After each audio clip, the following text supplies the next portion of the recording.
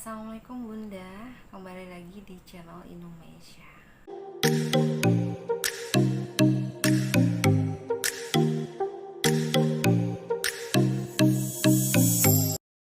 Pada kesempatan kali ini aku bakal ngebahas tentang flu Singapura ya. Flu Singapura gitu. Nah, belakangan ini tuh banyak banget yang viral ya selain COVID gitu. Di tempat aku ini ada penyakit namanya flu Singapura. Aku juga baru pernah dengar gitu ya, juga tanda gejalanya juga aku baru tahu setelah anak aku sendiri yang kena gitu. Aku juga nggak nyangka ternyata anak aku tuh kena flu Singapura gitu. Flu Singapura aja gitu ya biar enak nyebutnya gitu. Nah, flu Singapura itu adalah penyakit infeksi virus yang menyebabkan timbulnya sariawan pada mulut dan luka lepuh pada kulit gitu. Nah, ini penyakitnya tuh trennya pada anak-anak ya. Nah, flu Singapura ini bisa disebut juga dengan HFMD disingkat ya. H hand, foot, and mouth disease. Itu titik-titik terkena flu Singapura itu yang kulitnya lepuh itu di bagian tangan, kaki, kemudian di mulut gitu ada sariawan gitu ya. Nah, penyakit flu Singapura ini biasanya terjadi pada anak-anak di usia 5 sampai 10 tahun. Kebanyakannya ya. Kebetulan sebenarnya anak aku itu belum 5 tahun tapi kok bisa gitu. Nah, kan tidak menutup kemungkinan gitu ya, orang dewasa pun bisa juga kena kalau kalau sistem kekebalan tubuh pada tubuh kita tuh lagi menurun, kan bisa terjadi juga gitu ya. Nah, kemudian apa sih yang menyebabkan flu Singapura itu? Nah, ini dia aku baca ya. Flu Singapura disebabkan oleh infeksi Coxsackie virus A16 dan Coxsackie virus A6, yaitu jenis virus yang termasuk kelompok enterovirus gitu ya. Nah, virus penyebab flu Singapura ini hidup di bagian atau di cairan hidung, kemudian air liur, tinja, serta air lepuh gitu. Cairan dari lepuhan itu loh yang ada di kulit yang seperti ini.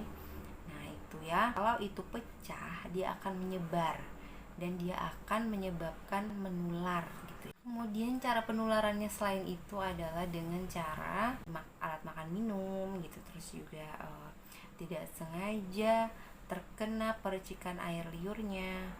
Nah, terus juga dia bersin dan batuk mungkin ya terlalu dekat dengan kita. Kemudian menyentuh mata, hidung setelah kita menyentuh dia, terus kita menyentuh mata dan hidung, terus juga mulut atau apalah yang kita kerjakan yang berhubungan dengan saluran pernapasan dan hidung kita, tapi kita nggak cuci tangan dulu gitu setelah kita kontak sama dia, apalagi tidak menggunakan sabun gitu ya cuci tangannya, itu bisa kemungkinan besar tertular virus. Atau ketika kita menggantikan popok bayi, kan ditinja juga ada ya, kadang-kadang kan kita bersihkan gitu nggak, terus kita lupa cuci tangan. Nah, gejalanya itu bisa terlihat 3-6 hari setelah terinfeksi virus.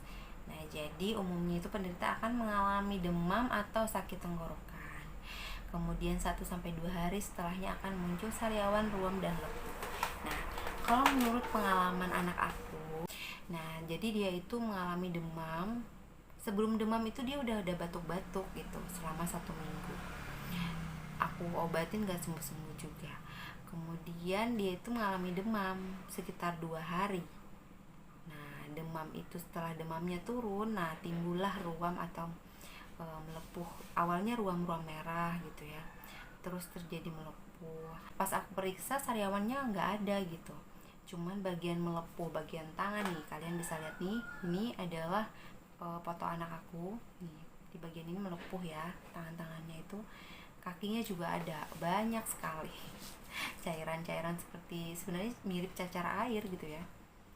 Setelah turun panasnya itu dia muncul seperti itu, tapi dia di bagian tertentu, banyak di telapak tangan sama di telapak kakinya. Kemudian juga ada di bagian tubuhnya tapi sedikit aja, nggak terlalu banyak gitu ya. Nah, terus pengobatannya apa sih gitu.